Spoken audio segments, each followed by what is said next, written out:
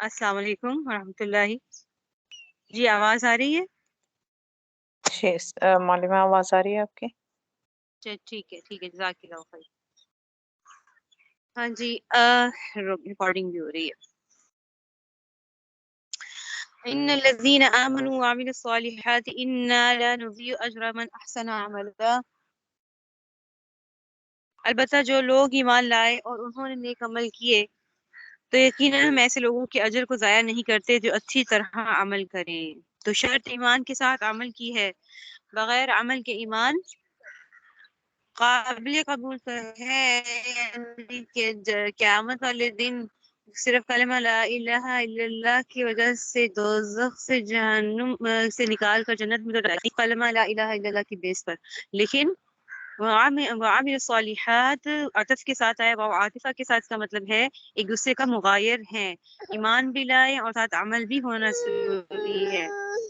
جو صرف یہ کہتے ہیں کہ نہیں بس اللہ تعالیٰ ہمیں معاف فرما دیں گے اور عمل نہیں کرنا، نماز نہیں پڑھنی اور نیک اعمال کی طرف نہیں آنا، گناہ کی طرف رہنا، تو یہ امید تو اچھی ہے لیکن یہ شیطان کا بہلاوا ہے اور دھوکہ ہے شیطان کا کہ بھئی ٹھیک ہے جو مرضی کرو آخر کار جنت میں جانا ہے.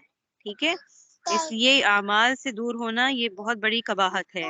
اولئک لهم جنات عدن تجری من تحتهم الانہار یحلون فیها من اصابر من ذهب ويلبسون ثيابا خضرا من سندس واستبرق متكئين فيها على الارائك نعم الثواب وحسنت مرتفقا. یہ وہ لوگ ہیں جن کے لیے ہمیشہ رہنے والے باغات ہیں، ان کے نیچے سے نہریں بہتی ہوں گی، ان کو وہاں سونے کے کنگنوں سے مزین کیا جائے گا اور اونچی مسندوں پر تکیہ لگائے ہوئے باریک اور دبیز ریشم کے سبز کپڑے پہنے ہوں گے. کتنا بہترین اجر اور کیسی حسین آرام گاہ ہوگی. واضرب لهم مثل الرجلين جعلنا لأحدهما جنتين من أعناب وحففناهما بنخل وجعلنا بينهما زرعا. اور اے پیغمبر ان لوگوں کے سامنے ان دو آدمیوں کی مثال پیش کرو جن میں سے ایک کو ہم نے انگوروں کے دو باغ دے رکھے تھے اور ان کو کھجور کے درختوں سے گھیرا ہوا تھا اور ان دو باغوں کے درمیان کھیتی لگائی ہوئی تھی. ٹھیک ہے، تو یہاں سے جو واقعہ ایک ذکر ہو رہا ہے یہ بنی اسرائیل کے مفسرین کے نزدیک یہ بنی اسرائیل کے جو ہے وہ واقعہ ہے، ان کے بنی اسرائیل میں سے تھے اور انہیں ان کے باپ کی وراثت میں سے ایک بہت بڑا حصہ ملا تھا. ایک منٹ رہیے گا.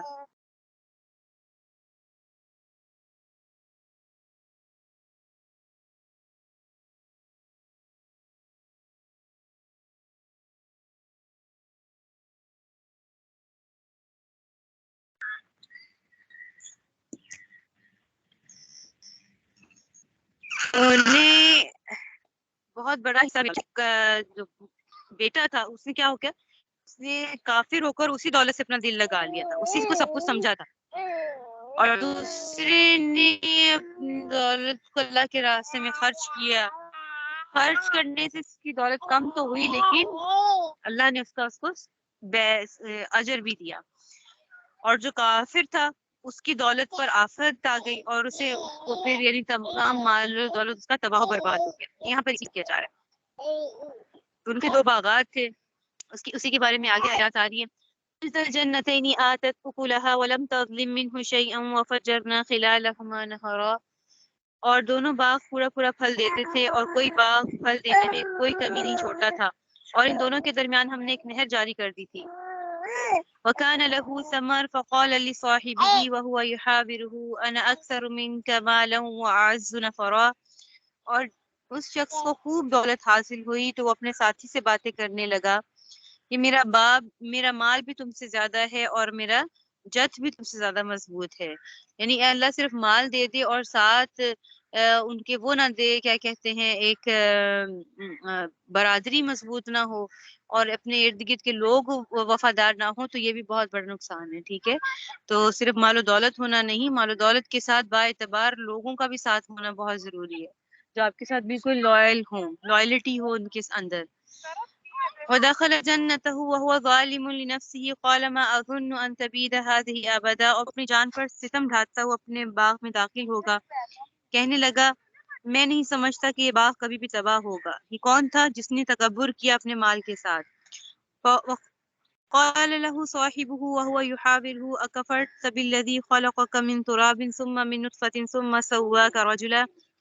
اس کے ساتھی نے ان سے باتیں کرتے ہوئے کہا کیا تم اس ذات کے ساتھ کفر کا معاملہ کر رہے ہو جس نے تمہیں مٹی سے اور پھر نطفے سے پیدا کیا، پھر تمہیں ایک بھلا چنگا انسان بنا دیا۔ لیکن هو اللہ ربی ولا اشرک بربی احدا، جہاں تک میرا تعلق ہے میں تو عقیدہ رکھتا ہوں کہ اللہ میرا پروردگار ہے اور میں اپنے پروردگار کے ساتھ کسی کو شریک نہیں مانتا۔ ولولا إذ دخلت جنتك قلت ما شاء الله لا قوة إلا بالله إن ترني أنا أقل منك مالا وولدا، اور جب تم اپنے باغ میں داخل ہو رہے تھے اس وقت تم نے یہ کیوں نہیں کہا کہ ماشاء اللہ لا قوة إلا بالله، یہ جو اللہ چاہتا ہے وہی ہوتا ہے، اللہ کی توفیق کے بغیر کسی میں کوئی طاقت نہیں۔ اگر تمہیں یہ نظر آ رہا ہے کہ میری دولت، ٹھیک ہے، کہ میری دولت اور اولاد تم سے کم ہے، تو آگے کیا کہتا ہے فَعَسَىٰ رَبِّ أَن يُؤْتِيَنِ خَيْرًا مِّن جَنَّتِكَ وَيُرْسِلَ عَلَيْهَا حُسْبَانًا مِّنَ السَّمَاءِ فَتُصْبِحَ صَعِيدًا زَلَقًا، تو میرے رب سے کچھ بعید نہیں ہے کہ وہ مجھے تمہارے باغ سے بہتر چیز عطا فرما دے اور تمہارے اس باغ پر کوئی آسمانی آفت بھیج دے جس سے وہ چکنے میدان میں تبدیل ہو کر رہ جائے۔ اب یہاں پر آپ یہ دیکھیں، چلیے اس آیت کو پہلے پڑھ لیتے ہیں پھر بات کرتے ہیں۔ او یصبح ماؤها غورا فلن تستطيع له طلبا، یا اس کا پانی زمین میں اتر جائے پھر تم اسے تلاش بھی نہ کر سکو۔ اب یہاں پر جو یہ ذکر ہو رہا ہے اذ دخلت جنتک قلت ما شاء اللہ، ما شاء اللہ کی کیا حیثیت ہے شرعی طور پر وہ دیکھیں۔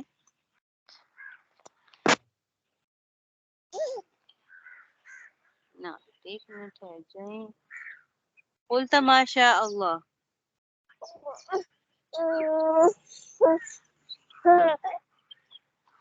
ٹھیک ہے۔ حضرت انس رضی اللہ عنہ کی روایت سے مذکور ہے کہ رسول اللہ صلی اللہ علیہ وسلم نے فرمایا کہ جو شخص کوئی چیز دیکھے اور اس کو پسند آئے تو اگر اس نے یہ کلمہ کہا ماشاء اللہ لا حول ولا قوت، تو اس میں کوئی چیز اس کو نقصان نہیں پہنچائے گی، ٹھیک ہے۔ اور ایک روایت میں آتا ہے کہ جس نے کسی محبوب و پسندیدہ چیز کو دیکھ کر ماشاء اللہ لا قوت الا باللہ پڑھ لیا تو اس کو نظر بد نہیں لگے گی اس چیز کو، اس لیے پڑھ لینا بہتر ہے۔ تو اور اس کے علاوہ میں نے ایک عربی بیان میں سنا اس کی بات کہ وہ کہتے ہیں کہ جب آپ کے پاس کوئی نعمت آئے، ٹھیک ہے، تو آپ کے پاس کوئی نعمت ہو تو آپ نے اپنی نعمت کے بارے میں ماشاء اللہ لا حول ولا قوت الا باللہ کہے، ٹھیک ہے۔ جب آپ کسی کو دعا دینے لگے تو آپ کو کہنا چاہیے بارک اللہ فی، کہ اللہ تعالیٰ آپ کو برکت دے۔ یہ ایک عربک جو اسکالر تھے وہ بات کر رہے تھے سعودی عرب، تو بڑی اچھی، کیونکہ صحابہ کرام سے یہ سنت یہ ثابت ہے، صحابہ کرام جب کسی کی چیز کو کوئی دیکھتے تھے تو بارک اللہ کی دعا کرتے تھے نا، بارک اللہ فیکما، جیسے نکاح کسی کا ہوا ہے تو بارک اللہ فیکما، اس طریقے سے دعا دینا۔ اور اگر آپ کے پاس اپنی نعمت ہے اور اللہ نے آپ کو دی، اولاد دی ہے، مال و دولت دی ہے، تو آپ ماشاء اللہ لا حول ولا قوت الا باللہ کہیں۔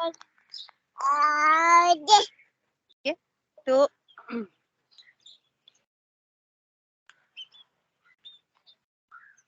آگے دیکھیے حسبانن، حسبانن کس کو کہتے ہیں؟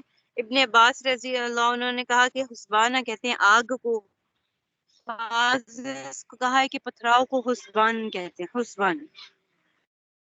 تو اس کا مطلب کیا ہے کہ جو احیط بثمرہ، یعنی وہ جو پتھراؤ ہے، یہ جو اس پہ آفت، اس کو عام لفظوں میں کیا کہیں گے، چاہے پتھراؤ سے ہو یا آگ سے ہو، اس کے مال و دولت پر اور اس کے سامان عیش پر جو ہے وہ ایک بڑی آفت آئی جس نے اس کو تباہ کر دیا، ختم کر دیا اور اس کو جلا دیا، ٹھیک ہے۔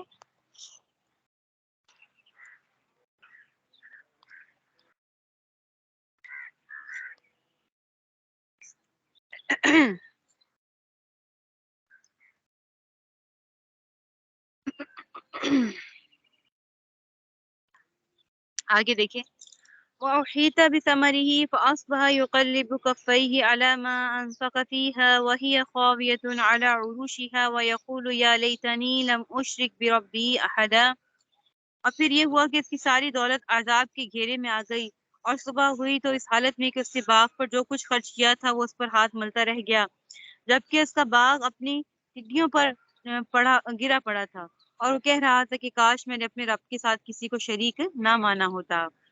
وَلَمْ تَكُنْ لَهُ فِئَةٌ يَنْصُرُونَهُ مِن دُونِ اللَّهِ وَمَا كَانَ مُنتَصِرًا، اور اسے کوئی ایسا جد میسر نہ آیا جو اللہ کو چھوڑ کر اس کی مدد کرتا، اور نہ وہ خود اس قابل تھا کہ اپنا دفاع کر سکے۔ اب اللہ کو چھوڑ کر جس کو مرضی بڑے سے بڑے گروہ کو لے آؤ، سب سے بڑی طاقت کو اکٹھی کر لو، تو اللہ کے مقابلے پہ تو نہیں نا وہ اپنا دفاع کر سکتے۔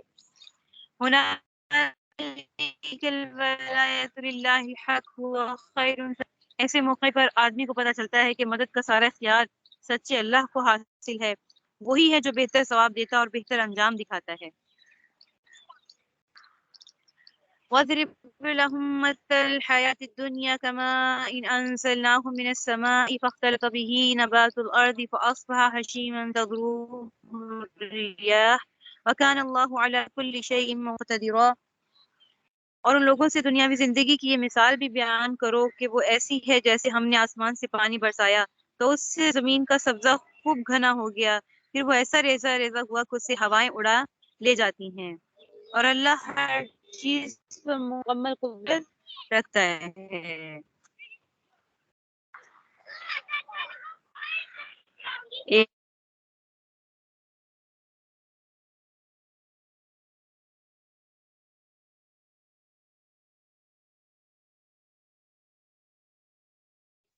یہاں پر کیا کہہ رہے ہیں؟ دنیاوی زندگی کی مثال بیان کر رہے ہیں کہ ایسی ہے جیسے کہ آسمان سے پانی برسایا، پھر اس کے بعد زمین پر خوب سبزہ گھنا ہوا، پھر وہ ایسے ہو گیا کہ ہوائیں اسے لے کر جا رہی۔ اسی طریقے سے دنیا کی زندگی بھی شروع میں بڑی خوبصورت اور بارونق معلوم ہوتی ہے، لیکن آخر کار کیا ہے، جب وہ اللہ کے مطابق نہ گزاری گئی ہو تو وہ پھر کیا ہے، فنا ہونے والی ہے، اس کا انجام بھی ختم ہونے والا ہے۔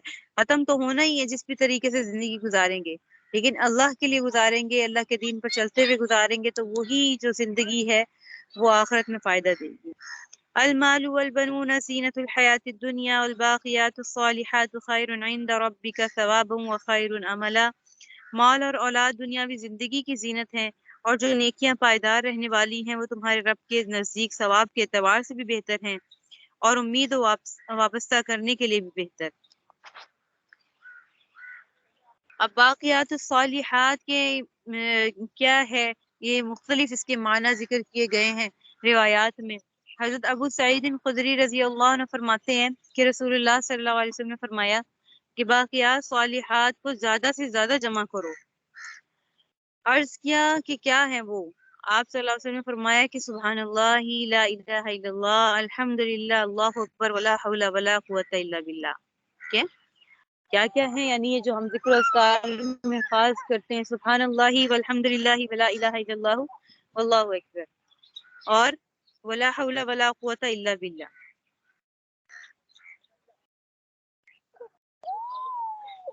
اسی طریقے سے ایک اور روایت میں بھی ہے کہ سبحان اللہ والحمد للہ ولا الہ الا اللہ واللہ اکبر، یہی باقیات الصالحات ہیں۔ اور انہی الفاظ کو ایک اور روایت میں ذکر کیا گیا ہے کہ میرے نزدیک ان تمام چیزوں سے زیادہ محبوب ہیں سبحان اللہ والحمد للہ ولا الہ الا اللہ واللہ اکبر، جن پر آفتاب کی روشنی پڑتی ہے، یعنی جس چیز پر آفتاب کی روشنی پڑتی ہے سب سے افضل یہ کلمات ہیں۔ حضرت جابر رضی اللہ عنہ فرماتے ہیں کہ لا حول ولا قوۃ الا باللہ کی کثرت کیا کرو، کیونکہ 99 باب جو بیماری کی اور تکلیف کو دور کرتے ہیں، اور سب سے کم درجے کی تکلیف کیا ہے؟ فکر و غم ہے۔ حالانکہ دیکھا جائے یہ ڈپریشن ہی تمام بیماریوں کا کہتے ہیں نا جڑ ہے، ڈپریشن سب سے بڑی جڑ ہے۔ ڈاکٹرز کے پاس جائیں کہ اچھا آپ ڈپریشن کا شکار تو نہیں ہے، یہ شوگر، یہ بلڈ پریشر اور بڑے بڑے امراض، یہ آپ ڈپریشن لے رہے ہیں، فکر کر رہے ہیں، کسی بارے میں پریشان ہو رہے ہیں، اور یہاں پر کیا کہا گیا کہ کم درجے کی تکلیف کیا ہے؟ فکر ہے، فکر و غم ہے۔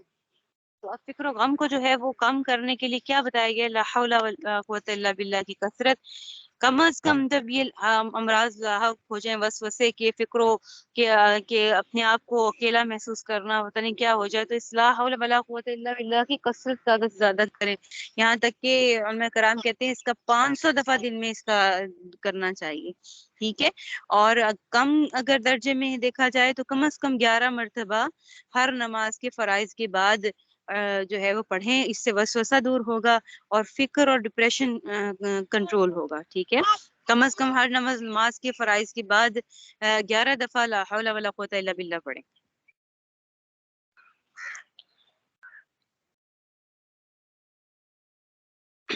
جبکہ ایک اور روایت ہے ابن عباس رضی اللہ عنہ کی، وہ فرماتے ہیں کہ باقیات صالحات سے مراد اعمال صالحہ ہیں. ٹھیک ہے، یعنی پانچوں نمازیں، نیک اعمال جتنے بھی دوسرے ہیں وہ اس میں داخل ہوتے ہیں. اور ایک اور روایت میں ہے کہ عبید ابن عمر وہ فرماتے ہیں کہ باقیات صالحات نیک لڑکیاں ہیں، یہ وہ اپنے والدین کے لیے سب سے بڑا ذخیرہ ثواب ہے. ٹھیک ہے، تو اس بات پہ وہ ایک دلیل کے طور پر حضرت عائشہ رضی اللہ عنہ کی جو ہے وہ پیش کرتے ہیں روایت کہ رسول اللہ صلی اللہ علیہ وسلم نے فرمایا کہ میں نے اپنی امت کے ایک آدمی کو دیکھا کہ اس کو جہنم میں لے جانے کا حکم دے دیا گیا، تو اس کی نیک لڑکیاں اس کو چمٹ گئیں اور رونے اور شور کرنے لگیں اور اللہ تعالیٰ سے فریاد کی کہ اللہ انہوں نے دنیا میں ہم پر بڑا احسان کیا اور ہماری تربیت میں محنت اٹھائی ہے، تو اللہ تعالیٰ تو ان پر رحم فرما کر انہیں بخش دے. امام قرطبی رحمہ اللہ نے اپنی کتاب میں یہ روایت کو نقل کیا ہے.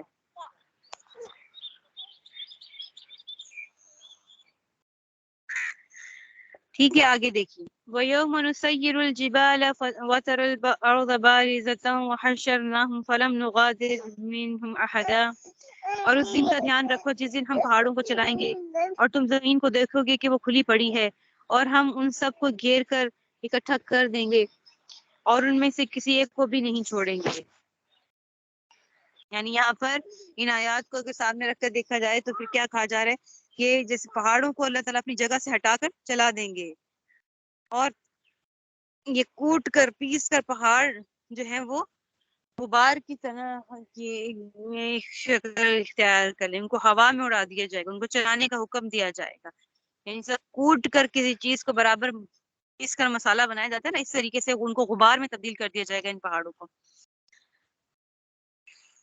اور ان سب کو اللہ تعالیٰ گھیر کر اکٹھا کریں گے اور کسی کو بھی نہیں چھوڑیں گے. ٹھیک ہے، یہاں پر کیا ہے کہ پہاڑوں میں درختوں اور جتنی بھی عمارتیں ہیں وہ سب فسخ ہو جائیں گی، سپاٹ میدان اللہ تعالیٰ بنا دیں گے. وَعُرِضُوا عَلَىٰ رَبِّكَ صَفًّا لَقَدْ جِئْتُمُونَا كَمَا خَلَقْنَاكُمْ أَوَّلَ مَرَّةٍ بَلْ زَعَمْتُمْ أَن لَّن نَّجْعَلَ لَكُم مَّوْعِدًا. اور سب کو تمہارے رب کے سامنے صف باندھ کر پیش کیا جائے گا، آخر تم ہمارے پاس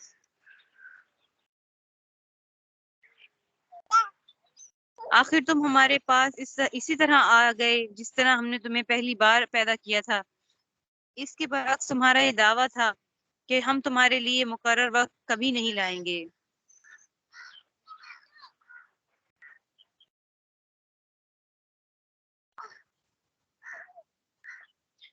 اب یہاں پر کیا فرمایا ہے؟ لَقَدْ جِئْتُمُونَا كَمَا خَلَقْنَاكُمْ أَوَّلَ مَرَّةٍ.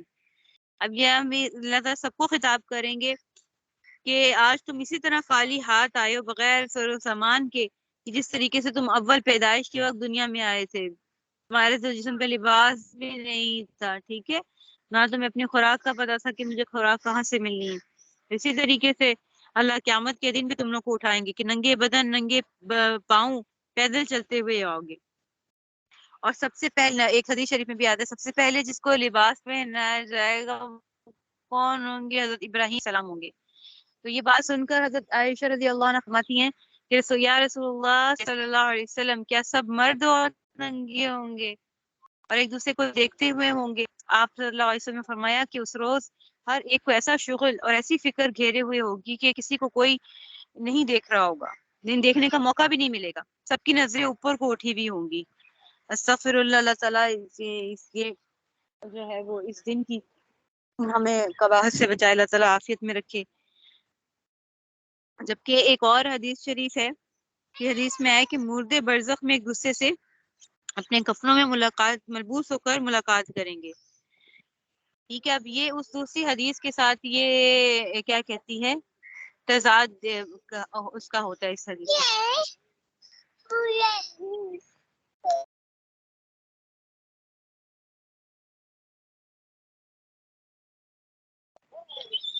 تو یہ دیکھیں نا، ایک حدیث کو امام قرطبی رحمہ اللہ فرماتے ہیں کہ ایک مردے جو ہیں وہ برزخ میں ایک دوسرے سے اپنے کفنوں میں ملبوس ہو کر ملاقات کریں گے. تو یہ اس بات کے منافی نہیں ہے، کیونکہ وہ معاملہ قبر کا اور برزخ کا ہے، لیکن میدان حشر میں جو ہے وہ ننگے بدن ہی ہوں گے. اور بعض روایات میں یہ بات آتی ہے کہ میت اپنے اسی لباس میں میدان حشر میں اٹھے گی جس میں اس کو دفن کیا گیا ہے. تو حضرت فاروق اعظم رضی اللہ عنہ فرماتے ہیں، اسی لیے فرماتے ہیں کہ اپنے مردوں کو اعلیٰ کفن میں دفن کرو، یعنی اچھا کفن پہنایا کرو، اچھا کپڑا کفن کا پہنایا کرو، کیونکہ قیامت کے روز اسی کفن میں وہ اٹھائے جائیں گے.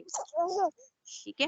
اور بعض نے جو ہے اس کو شہیدوں پر معمول کیا ہے کہ شہیدوں کے ساتھ یہ معاملہ پیش آئے گا کہ ان کے جسموں کے اوپر کپڑا ہوگا اور باقی جو ہے وہ ان کے بدن ننگے ہوں گے. یعنی شہید کو یہ اعزاز دیا جائے گا کہ اس کے جسم کے اوپر کپڑا ہو. ایک منٹ ٹھہریے گا ذرا.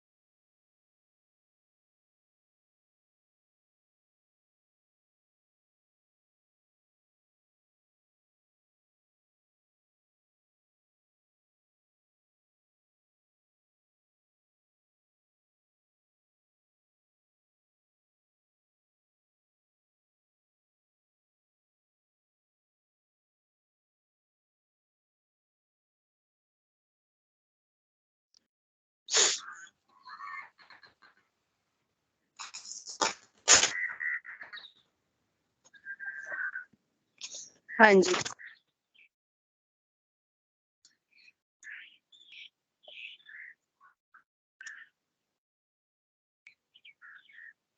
آگے دیکھیے.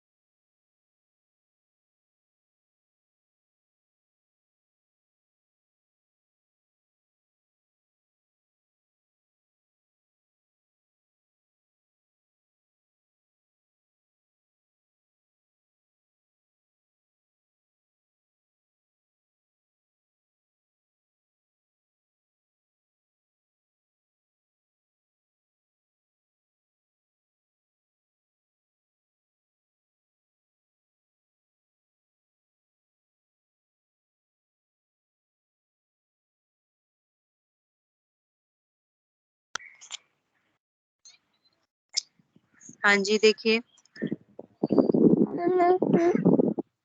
وَوُضِعَ الْكِتَابُ فَتَرَى الْمُجْرِمِينَ مُشْفِقِينَ مِمَّا فِيهِ وَيَقُولُونَ يَا وَيْلَتَنَا مَا لِهَذَا الْكِتَابِ لَا يُغَادِرُ صَغِيرَةً وَلَا كَبِيرَةً إِلَّا أَحْصَاهَا وَوَجَدُوا مَا عَمِلُوا حَاضِرًا وَلَا يَظْلِمُ رَبُّكَ أَحَدًا. اور اعمال کی کتاب سامنے رکھ دی جائے گی اور چنانچہ تم مجرموں کو دیکھو گے کہ وہ اس کے مندرجات سے خوفزدہ ہیں اور کہہ رہے ہیں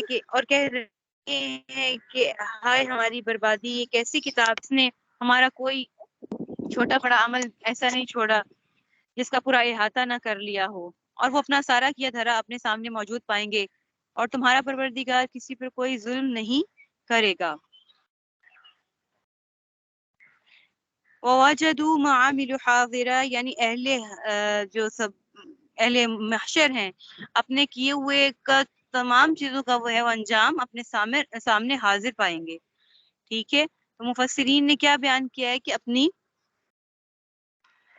کیے ہوئے اعمال کی جو جزا ہے اس کو ضرور سامنے پائیں گے. اس کے بارے میں فرماتے ہیں کہ اس میں تعویل کرنے کی کوئی ضرورت نہیں ہے۔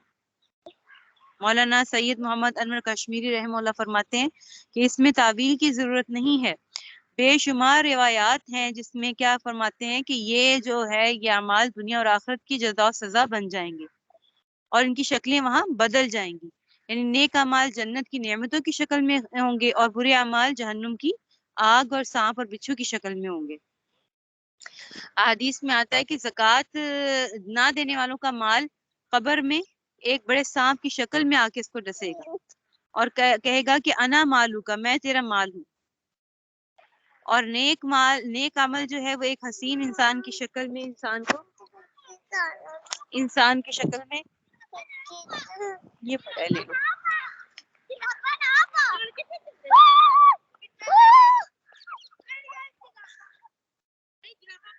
ٹھیک ہے، اور نیک عمل جو ہے بابا کو دوبارہ ایک حسین انسان کی شکل میں انسان کو قبر کی تنہائی میں وحشت دور کرنے کے لیے اس کو انس دلائے گا۔ ٹھیک ہے، قربانی کے جانور بھی پلسرات کی سواری بنیں گے اور تو انسان کے جو گناہ ہے وہ محشر میں بوجھ کی شکل میں ہوں گے، یعنی ہر ایک کے سر پر لاد دیے جائیں گے۔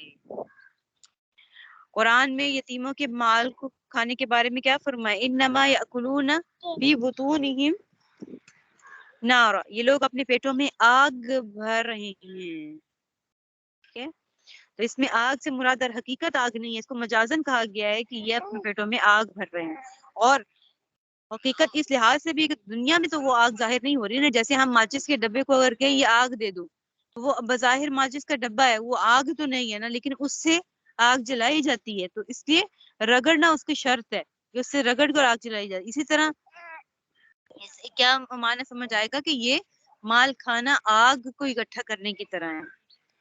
اس کا پھر کیا حاصل ہوا کہ انسان جو کچھ بھی نیک یا بد عمل کرتا ہے تو یہ آخرت میں اس کی جزا و سزا کی صورت میں اس کو ملے گا۔ ٹھیک ہے، اور اس کے آثار، اس کی علامات کچھ دنیا میں ہی ظاہر ہو جاتی ہیں، نیک اعمال اور برے اعمال کی۔ ٹھیک ہے، کچھ کی سزا دنیا میں ملتی ہے اور کچھ کی جو ہے وہ اثر اس کو کہاں ملے گا؟ آخرت میں ملے گا۔ چلیے ٹھیک ہے، ہمارا یہ رکوع مکمل ہوا، انشاءاللہ اگلے رکوع سے کل شروع کریں گے۔ ٹھیک ہے جی، السلام علیکم ورحمۃ اللہ وبرکاتہ۔ سبحانک اللہم وبحمدک، نشہد ان لا الہ الا انت، نستغفرک ونتوب الیک۔ السلام علیکم ورحمۃ اللہ وبرکاتہ۔